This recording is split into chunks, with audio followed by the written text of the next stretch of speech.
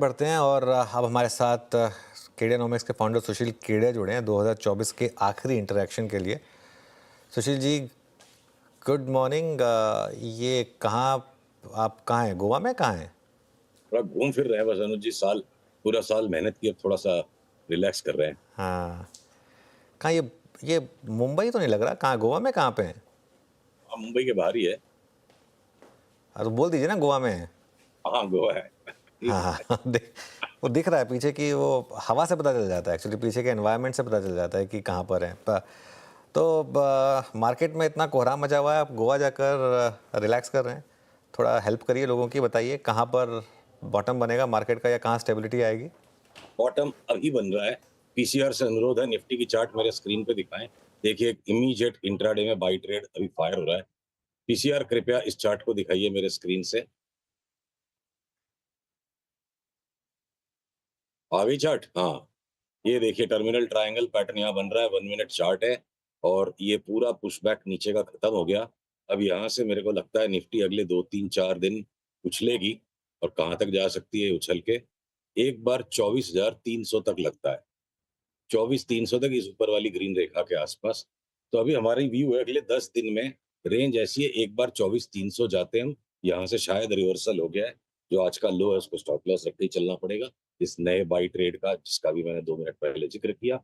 और हो सकता है यहाँ से हम 24,300 तक एक बार जाएं और उसके बाद एक फाइनल बॉटम बनाने के लिए वापस 23,300 तक आए। इतना हो जाता है तब हम 23,300 पर दोबारा से आकलन और इसकी समीक्षा करेंगे कि इतना अगर हो जाता है तो कॉन्फिडेंस बढ़ेगा। 23,300 से फिर हम 26,300 की यात्रा को वापस शुरू करेंगे।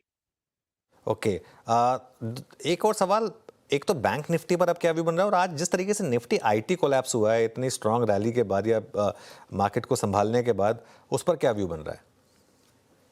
देखिए अनुज, अपन अपनी काफी टाइम से बात हो रही है कि जिस सेक्टर में सबसे खूंखार करेक्शन अब आएगा, टर्न बाय टर्न करेक्शंस आते हैं, जो कि ओवरऑल बुल मार्केट के लिए अच्छा है कि धुलाई भी हो पर एक साथ सबकी ना हो। तो जैसे राकेश झुनझुनवाला जी ने इसको बड़े सरल शब्दों में समझाया था, रिले रेस। जो समझ गया वो खिलाड़ी, नहीं समझा वो अनाड़ी, ये उनके शब्द थे। तो इस रिले रेस में जो आईटी के स्टॉक्स का धांसू करेक्शन सामने पेंडिंग है, और वो अगर बीच-बीच में झलक आ रही है कि इंट्राडे में बड़े फॉल उसमें आ जाते हैं। और आपका जो पहले सवाल था बैंक निफ्टी का, तो निफ्टी की ही तर्ज पे अगर पीसीआर के लिए संभव है इस चार्ट को स्क्रीन पे दिखाना, तो देखिए ये मेरा एक्सपेक्टेड पाथ ऑफ मूवमेंट है, ये ए, बी। और यहाँ से हम बैंक निफ्टी में भी एक बार 52,930, 53,000 तक जाएँ और फिर वापस कदाच 50,500 तक आएँ और उसके बाद वो जो लॉन्ग टर्म वाली तेजी है, उसका रूप हमें फिर से देखने मिले। अभी तक का मैप ये है, जिसको ट्रेडिंग में हमें मैप को एडजस्ट करना पड़ता है। और आईटी के स्टॉक्स पे आऊँ तो अनुज, जो छोटे वाले स्टॉक्स है जो एक्सट्रीमली हाई बीटा है, जैसे कोफोर्ज, हमारी बात हो चुकी कि ऊपर के स्तर से 50% गिर जाएगा तो कोई बड़ी बात नहीं होगी। बढ़ता भी उसी तरह से, घटता भी उसी तरह से है। तो आईटी के स्टॉक्स के सेक्टर में मेरे को, अगर मैं टाटा एल्क्सी को भी एक आईटी कंपनी पकड़ लूँ तो सिर्फ उसको एक अपवाद है, बाकी वो ऑटो की साइकिल से बहुत extremely well connected stock. Tata Elxsi को छोड़ दूँ अगर, तो मुझे आईटी में एक भी ऐसा स्टॉक नहीं लग रहा है जिसको शॉर्ट करके पैसा नहीं कमाया जा सके। ऐसी बात राइट, तो सारे के सारे शॉर्ट्स है।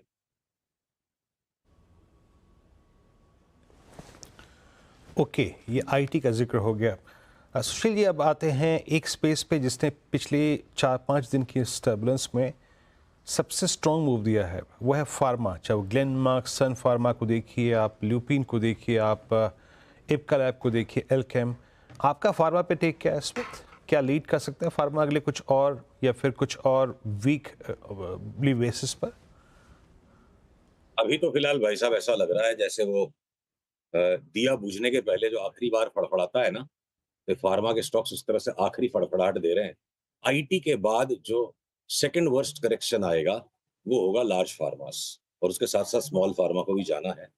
तो ये दिया बुझने के पहले की अंतिम फड़फड़ाहट लगती है फार्मा स्टॉक्स।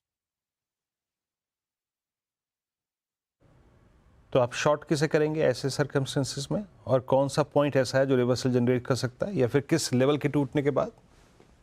सर, फार्मा के बारे में हम शॉर्ट सेल्स के ट्रेड को नेक्स्ट वीक आपके साथ आइडेंटिफाई करेंगे। अभी अंतिम फड़फड़ाहट को पूरा होने दीजिए।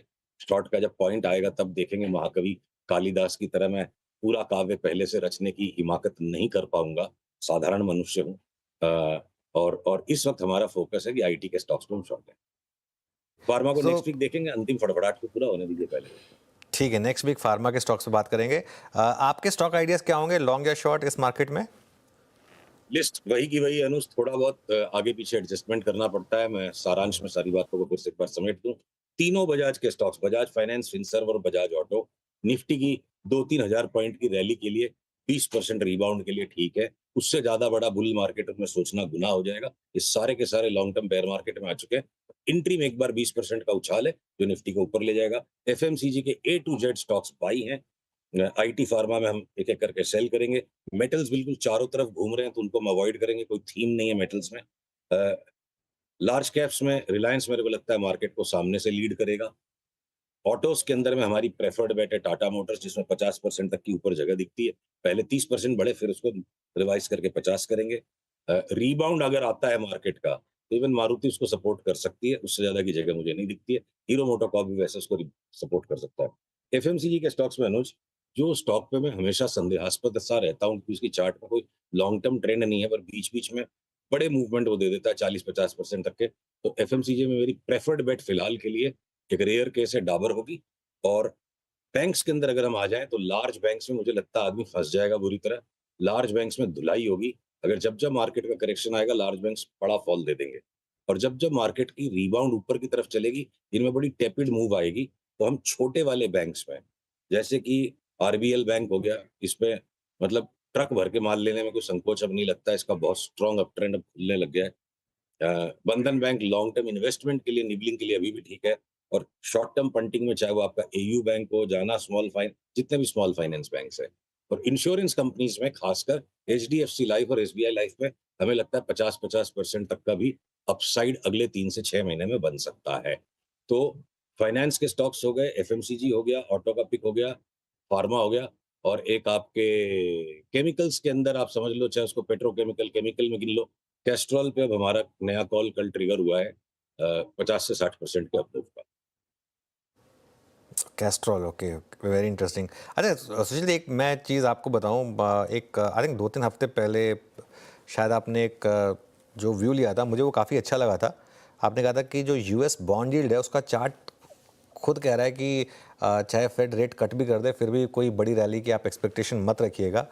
अब आपको वो बॉन्ड मार्केट का चार्ट, डॉलर इंडेक्स का चार्ट 2025 के लिए क्या इंडिकेशन दे रहा है? क्योंकि 2025 के शुरुआत में फंड्स आकर अपने एलोकेशंस डिसाइड करते हैं, किस मार्केट में कितना पैसा डाला जाए, उस पर काफ़ी कुछ डिपेंड करता है।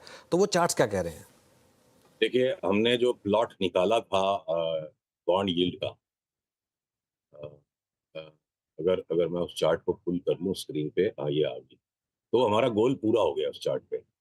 जो हमने अपसाइड प्रोजेक्शन बनाया था 4.64 का, वो प्रोजेक्शन पूरा हो गया और वहां से रिवर्सल आ रहा है। तो यूएस इंटरेस्ट रेट्स तो अगले 20-25 दिन घटनी ही चाहिए यहाँ से, वापस एक बार 4.15 तक। और अनुज, एक चीज आप देखिएगा, रिश्तों की संवेदनशीलता भी बदलती है जब रिश्ते बदलने वाले होते हैं। इतनी ज्यादा बॉन्ड यील्ड ऊपर बढ़ने के बावजूद यूएस स्टॉक मार्केट में सिर्फ ट्रेंड अरेस्टेड हुआ, वॉलेटिलिटी बढ़ गई और अभी तक डाउन ट्रेंड नहीं आया। तो ये जरूरी नहीं है कि बॉन्ड यील्ड अब यहाँ से अगर घटेगी तो स्टॉक मार्केट बढ़ेगा। ये घटने के बावजूद हो सकता है स्टॉक मार्केट घटता चला जाए। बॉन्ड्स की यील्ड अगर घटेगी तो मतलब ये हुआ कि रिस्कियर एसेट से, स्टॉक से पैसा बॉन्ड्स की तरफ जा सकता है। तो इंटरेस्ट रेट्स को लेके डेली कोरिलेशन हमें स्टॉक मार्केट के साथ नहीं करना चाहिए, मोटा मोटा मंथली कोरिलेशन है। तो एक बार मुझे लगता है रेट्स भी घटेंगे और अमेरिका का स्टॉक मार्केट भी जनवरी के पहले 15 दिन घटेगा। और चलिए, डॉलर इंडेक्स अनुज, ये इसका एक फाइनल टॉप बनता सा लग रहा है। हमने 4-5 दिन पहले ट्विटर पे एक चार्ट ऑफ 2025 के हिसाब से पोस्ट की थी कि ब्रिटिश पाउंड बेतहाशा तेजी हो जाएगी ब्रिटिश पाउंड में 2025 के साल में, बेतहाशा तेजी। तो उसका सबसे बड़ा बेनिफिशियरी है जैसे टाटा मोटर्स। उसी तरह जिन जिन कंपनियों की बड़ी एसेट्स है ब्रिटेन में, उनके भी स्टॉक पे उसकी तेजी का असर पड़ेगा। अगर इनकम बढ़ जाएगी या वैल्यूएशन ऑफ एसेट्स बढ़ जाएगा, या कॉन्ट्रा एंट्रीज में वैल्यूएशंस चेंज हो जाएंगे, ब्रिटिश पाउंड की बड़ी रैली है और वो डॉलर इंडेक्स को नीचे दबाएगी। ओके, चलिए सुशील जी, बहुत बहुत शुक्रिया आज हमारे साथ जुड़ने के लिए और ये सारे के सारे ट्रेड्स हमारे सामने रखने के लिए।